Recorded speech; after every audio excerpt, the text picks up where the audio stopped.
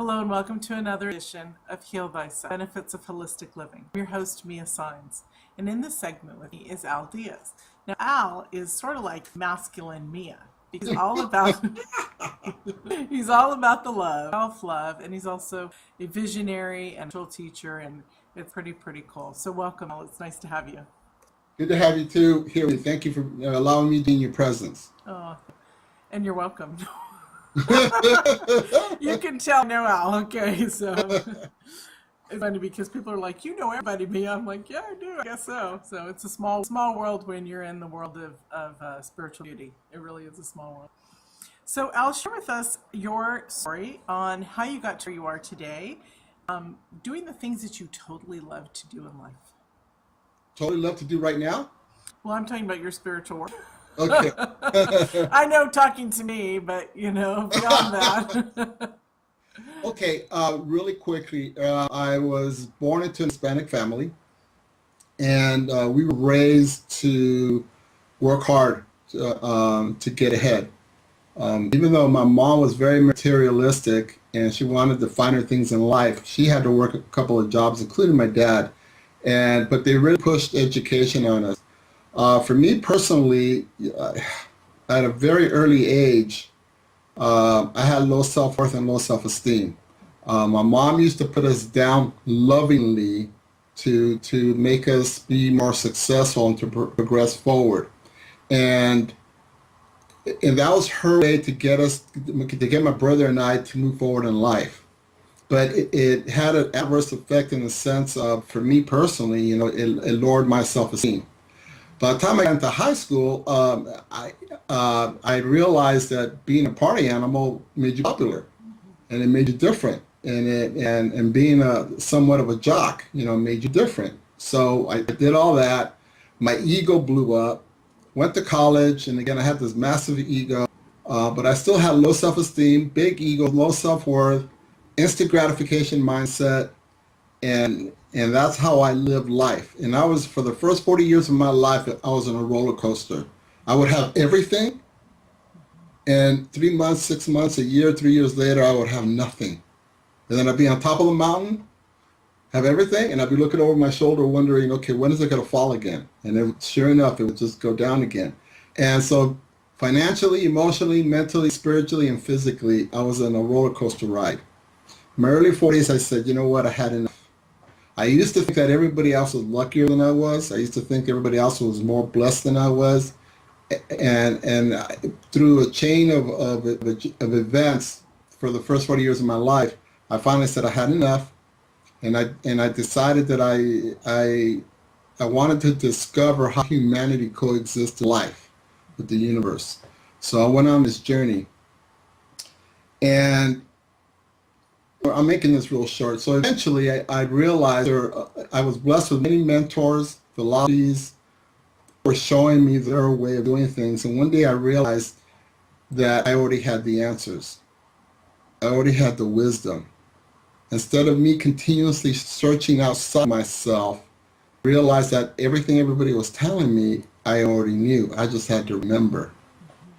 And once I understood that, it catapulted me to understand that in every moment, in every instance, I'm being guided. I'm being guided to remember. Looking at my laptop right now, the color of the laptop and the situation you and I just went through, 3 minutes ago, it's all guiding me towards something. And I have to be conscious enough to realize and understand what it is.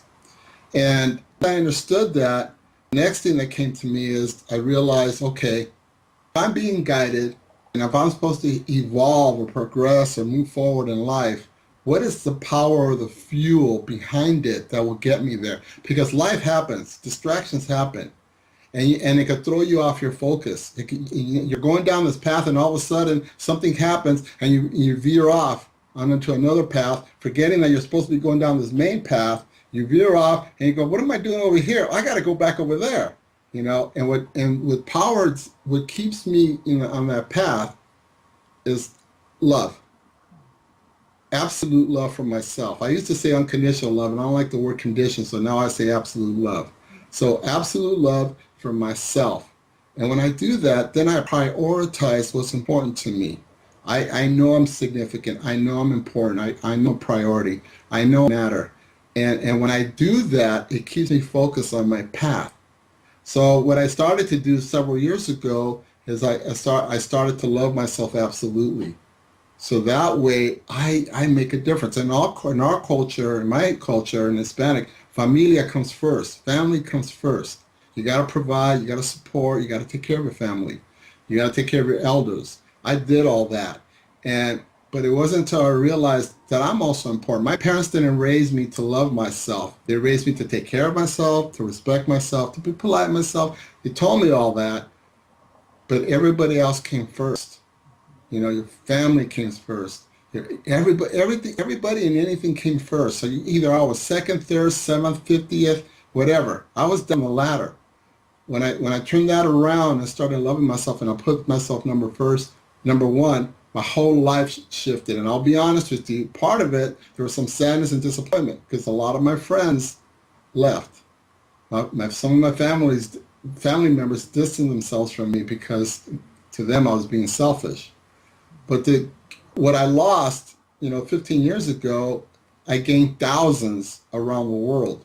And some people will say, well, Al, you didn't gain your family back. Well, yeah, I did. Some of them came back. But when I started living for myself so that I could be a better person for myself and for the world, my whole life changed. And that's what I do now. And because I did that, I've written 3 books, collaborated on 3 others. I'm an international keynote speaker. I produced a film. I did all that in the last 9 years because 2 things. I realized I already had the wisdom. And number 2, because I absolutely love myself. Mm-hmm. And you love sharing what you know to be fact. Absolutely. Mm-hmm. Oh, absolutely. And here, and you probably can relate to this. We all go through stuff, and I remember there was things that I went through that were very uncomfortable. I just didn't like it. But I realize now I went through it so I could connect with others that are dealing with that scenario. And that I could come from my heart space and guide them to remember their answers, guide them to remember that they have the wisdom, know that they have the ability to move forward because I've been there, done it, and here it is 9 years later or 15 years later, and look what I've done. And they can do the same. Mm-hmm. It's phenomenal. Yes. Yeah. And I love it. I know. I did too. See, he's a masculine Mia. And I'm also, and I don't know if I think you know it, but I'm also half Hispanic too. Okay. So I'm half Hispanic, half Italian. I was raised on the Italian side with salsa and tortillas on the table. Right on. So, anyways, we're just having a little love fest here, y'all. You're all welcome to join us. So. Yeah. So, all right. So you told us a little about absolute self-love for self. Let's talk about evolving. How we would evolve from an inflated ego. Well, here's what it was for me. I had a huge ego to compensate for the low self-esteem and low self-worth that I had. Mm-hmm. It was like a false confidence. Mm-hmm. And people will look at me back in my 20s and 30s, and I'm going to act it out. I used to say, I'm Al Diaz. And I'll turn my head, I'm Al Diaz, like, yeah. It was egotistical, and it was huge. It was like 3 city blocks, and I was a big womanizer, and I forced things to happen.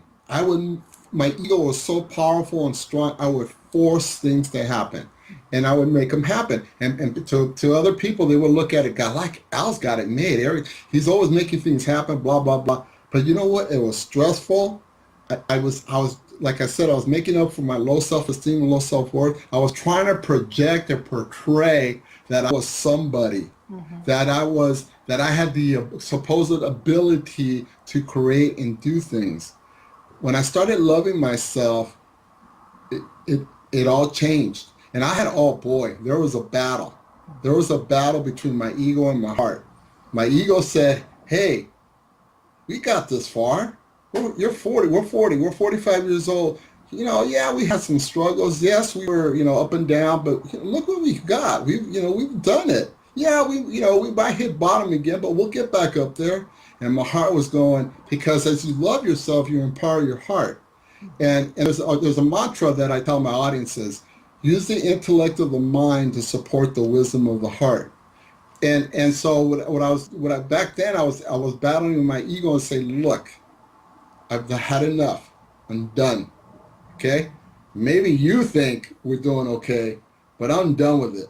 I don't like going to bed wondering, what's going to happen tomorrow. I don't like being in and out of relationships that are the same, but just a face and a different name. Mm-hmm. I got tired of sometimes being broke or having all the money I can have. I got tired of being on the emotional workout. I got tired of the stress of the mental aspect. And I stood my ground. And I said, look, I'm done. I'm done. I can't live like this for the next 50 years. I'm done. So I empowered my heart, because as I started loving myself, my heart became empowered. And eventually what happened about 9 years ago is they both started working in harmony together. And that's when my whole life just started taking off. It was phenomenal. Yeah. Will you share some wisdom or tools for people so that they can see that what ego is and how that they can get out of it? Okay, I'll do better than that. I will share a powerful exercise, a tool that you can use starting today. And I guarantee you within 30 days, your life anybody's life will shift. And to empower your heart to love yourself. Awesome. So I'll have your audience write this down. Starting tonight, before you go to bed, you have nothing else left to do. You already got your jammies on. All you have to do is crawl into bed. Before you go to bed, go to a mirror. And go to a mirror and look into your eyes. Not at your eyes, but inside your pupils. And tell yourself, I honor who you are and what you are 3 times. I honor who you are and what you are 3 times. And then tell yourself, I love you unconditionally 3 times. Or actually, I absolutely love you 3 times. I absolutely love you 3 times. And then you go to bed. As soon as you wake up in the morning, before you brush your teeth, before you wash your face, before you go to the bathroom, do the same process. I honor who you are, what you are 3 times. I absolutely love you 3 times. And again, you're looking inside your pupils. The reason why you do this right before you go to bed is because those are the last words you tell yourself, and your body, mind, and spirit are more apt to accept it as truth as you go to sleep. The reason why you do it as soon as you wake up, before you do anything, you're in an altered state, and your body, mind, and spirit are more apt to accept as truth. I guarantee you within 30 days, you will see a shift in your life. What I don't know is to what degree. Some people have small shifts, some people have miracles. It all depends, and I don't know why, but they all have varying degrees of stuff that happens in their lives. But it does work, and this is what I share with my audiences, and that's how you begin to raise the frequency, the energy that you emanate.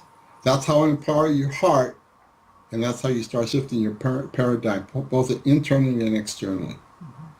That's awesome. As you know, I do mirror work too with my clients, and it's profound, it's amazing, and I like the fact that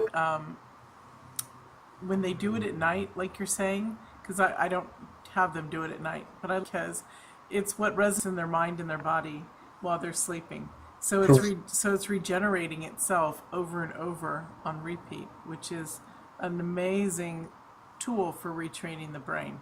Absolutely. Awesome. Yay. We are just discovering so much similarities. Love it. Okay, so let's talk about how people can evolve from low self-esteem and I mean, same kind of mantras and stuff and same kind of work, but let's talk a little bit about that. Okay, so and again, what I tell audiences is once you start loving yourself, you're building the foundation to work from. Versus when you're functioning from ego becomes your master. But when you're functioning from absolute love for yourself, creating the foundation which fuels or is the power to get you to move forward. It will it will keep you focused on what's important to you. So now here's the aspect of it. So there's two things. Once you start absolutely loving yourself, two things happen. One is, what's very important is it increases the ability to forgive. Forgive an experience, forgive another person, but most importantly, forgive yourself. Even if it happened in the moment or prior, it allows you to, people say, you got to let it go, you got to heal, you got to release it, you got to forgive. And I get all that, but radical forgiveness, and then also this all comes from absolutely loving yourself. Radical forgiveness is when there is no more story. When there is no story, there's nothing to recycle. There's nothing to bring it back about. There's people out there saying that forgive but don't forget. Are you kidding me? If you don't forget, well, I don't even want you to forget. You got to get to the point where there's no story. Right. Because if you bury it or forget about it, it's going to come back and bite you again. You got to let it go. Not even that. It's beyond releasing, just beyond letting it go. Forgiveness is to the point where there is no story. And when you have no story, it doesn't get recycled. It doesn't come back. That's number one. Number two, absolute love for yourself does, you start realizing, okay, there's got to be more than life to my life. And that's what I call, and what many others call, life purpose, or your why. Why are you here? What is it you're supposed to do? And then you become curious. You start, at least for me, you start trying, okay, yeah, I have a family, I provide for them, I have my hobbies, I have my weekends, I do all this, but what makes me special? What makes me magnificent? What makes me unique? And when you love yourself, you start seeking and remembering why. You start understanding. Resources start coming towards you to support you to remember the wisdom that you came here, the value that you bring forth, the gifts that you came here with. And all of a sudden, your life takes a whole new perspective. Not that your family doesn't matter anymore, or the other things that are your responsibilities don't matter, but you start to realize, wait a minute, I have something to contribute. There's values that I bring forth, and I'm going to fulfill it. But it all starts by absolutely loving yourself. So two things that accomplishes. One, the ability to forgive, and number two is to remember why you are here and to fulfill it. And these support our life purpose. Or yes. How else can we support our life purpose? Oh boy. Okay, so that's a great question. So this is what I do personally, and what I tell my audiences. Anytime I have a decision to make, anytime I have a choice to make, once you know why you are here, once you remember why you are here, anytime you have a decision or choice, you can ask yourself, does this support my purpose? And if it doesn't, why would you go down this path? If it does, that's what I got to do. Like your ego may jump in and say, but this one's more fun. Why do you want to do that? That's hard work. You come over here. This is going to be more fun. And then you go down this path where you thought it was going to be more fun. And 6 months, a year later, you go, why in the world am I doing this? You veer off. So, and if you're in a relationship, and you can ask yourself, does this support my purpose? If you're in a job, does this support my purpose? What am I about to say? What am I about to think? What am I about to do? You can ask yourself. And that's like being in the moment, when you can to just pause for a moment and say, does this support my purpose? What is that you're being now? You're being conscious. You're taking the moment to think, does this support my purpose? And eventually what happens, it becomes automatic. Everything you do, everything you say, everything you think, every choice that you make, when you ask yourself, does this support my purpose? You will be on purpose. And you will fulfill your purpose because you're taking the moment to ask yourself, does this support my purpose? Instead of living on automatic, which is what I did the first 40 years. I lived on automatic. I used to think this is how life is. I thought living on automatic was normal because I didn't know any better. It wasn't until I was literally stopped and be more conscious of every moment that I actually became aware and conscious. Because I would stop and myself, does this support my purpose? That's awesome. That's really taking responsibility, not just our purpose, but for our... Correct. Yeah. And that's where the change and the shifts go, when take that responsibility.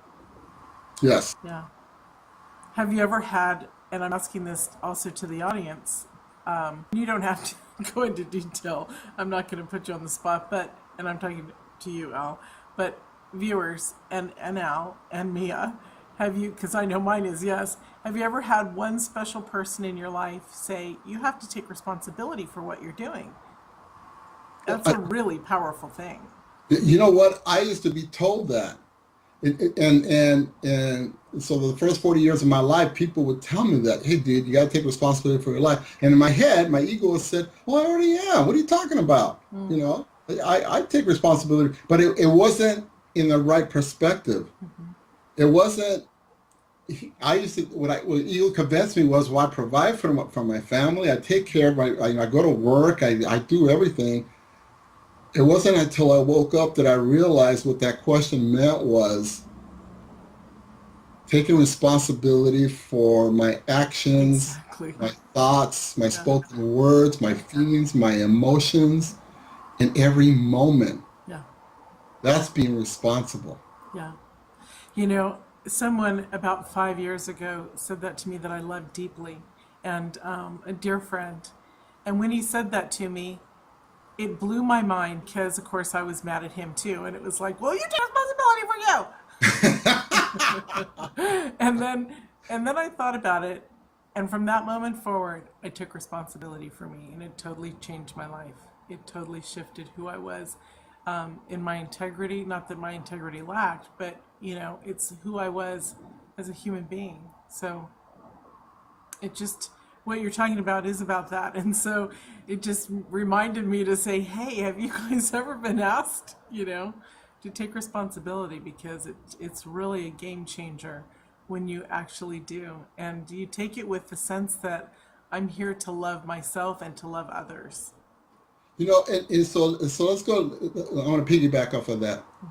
And I'm going to use this as an example. So I used to say, I love you with all my heart, okay? But if you only love yourself if your glass is only half full, that's all you can give. Yeah, you can say I love you with all my heart, but if your glass is not full, it's impossible. You cannot give what you don't have, and you cannot receive what you're unable to receive. So, and one day it dawned on me, when people say that, they only could give with how much they love themselves. They can't give more than that because they don't have more to give. And when I understood that, that's when I realized how important it is to love yourself, because that's what you get from. You know, that's how you receive. You know, you receive what you have able to receive for yourself, and what you're able to have for yourself is what you give. Does that make sense? Of course it does. Yeah, it's really amazing, and we, you know, open our eyes to this. It really changes everything, and it changes when I recognize that people that I've loved deeply, and I still want to be in their life, even though they're not on the same vibrational level as me. When I realize that they only have a certain capacity because they won't expand themselves to grow. Not that it's not even my place to say, hey, dude, or chick, or whatever, you know, grow your stuff. But I have compassion and extra love for them because I love them so dearly, and they're doing the best they can, and they don't want to pick up that veil and go, ooh, what's underneath, you know? So, which most of the world doesn't do. You know, they don't want to look at what's underneath the veil so that they can, you know, transform and progress on a level that they can't even imagine yet. Once they can imagine that level, then the rest is history, you know? Then there's nothing more important than creating that amazing life and creating that connection to self. Awesome.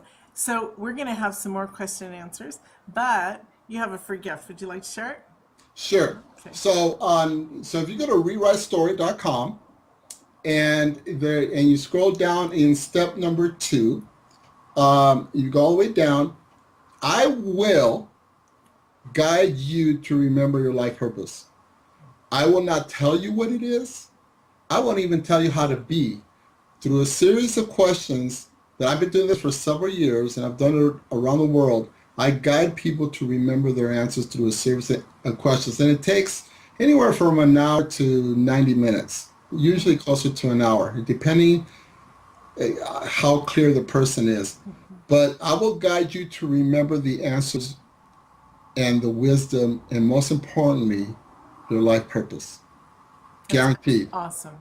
And so I'm going to tell you what my life purpose is. Ready? Allowing heaven on earth. And I don't mean that in a religious context. I know exactly what you mean. It's And, having this spiritual beauty right here, right now. right. And so by doing this, I'm fulfilling my life purpose as I guide others to remember theirs. Because now they have the ability to be, have, and do what they're supposed to be doing. Exactly. And bringing forth the value that they were born with and the reason why they were here. Yeah. So I'm here. I will guide you to remember your life purpose. Just go to rewritestory.com and go to step number 2, scroll down, and I have dates. I do it twice a month. It's free. It's awesome. And I want to say that is phenomenal. That's an amazing gift. And for those of you who say an hour to an hour and a half, I don't think I have the time. That means you're not investing in yourself. That's all I want to say about that, because you and I, Al, both know that what it takes to get to the other side, and we're still continually, and we will always be working on stuff, because stuff always comes up. You know, we have not transcended off this planet. And I know that I'm probably going to die off this planet instead of, transcending. So the point is there is so much that our soul really wants us to excavate out from this lifetime, to add and bring in love and purity. I love this gift. I think it's beautiful. And I want to talk a little bit about your Rewrite Your Story. And I've been waiting for this section throughout our interview, because you have a website that you just told us about, but it's all about helping people to bring in the truth about who they are. Will you talk just a little bit about that? We don't have a lot of time, but I want you to share that message. Okay, so as I mentioned earlier, the first few years I said I had enough, and I used to think everybody else was more luckier and more blessed than I was, and I used to think, okay, when is it my turn? When do I get off the struggle boat? When do I get off the survival boat? When do I get off the fear boat? When do I finally, I'm a good guy to some degree. I'm no angel, but I deserve stuff, and what Rewrite Your Story is to really finally realize and understand how each individual has unique, magnificent wisdom, power, and greatness. We all do. I'm getting goosebumps. We all have something to bring forth. We all have some value to bring forth. We just have to recognize it. We have to remember it. So Rewrite Your Story is about is, what? The first half of life, or the first third of my life, whatever, however old you are, the first part of my life may have been this way. I may have inherited this cultural way of thinking and doing. I may have inherited this family way of doing things and way of thinking. I may have inherited society's fear and thought process and how they speak. But at some point you can say, you know what? Screw it. I'm done. Okay? You know what? All you guys that influence me. And here's the thing. From the moment we are born, either consciously or unconsciously, we accept things as truth. Whether it's their opinions, philosophies, attitudes, a way of thinking, or spoken words, emotions, feelings, fears, you name it. And we put it in this big old ball, and years later we become this ball. And it's our false personality, and we function from it, and it's our master. But you know what? At some point you can say, you know what, I'm done with this. Yeah, I get it. I inherit all this stuff, or I accept this stuff as truth, and at some point life's gotta be better. And for some people you might be content. You might say, well, I've got a good job, I have a great family, I have a beautiful home, and you know what, if that's all it takes and you're okay with that, okay, great. But I'm talking to the people that are thinking, there's gotta be something more. There has to be something more, And the opportunity for Rewrite Your Story is let go of the one, make it no story. Let's start with a new slate, a new foundation. Let's start, like in Christianity they say, born again. Yeah, let's be born again. Let's make today a new day. You know what? Screw the past. Let's rock. I'm on. That's awesome. Thank you. It was really fun to have you on, and it was awesome to share everything. Absolutely. So thank you all for joining us. We all appreciate it. Thank you for having me. You rock. Thank you. I know. Love it. And thank you all for joining us, and we'll see you in another segment. Bye.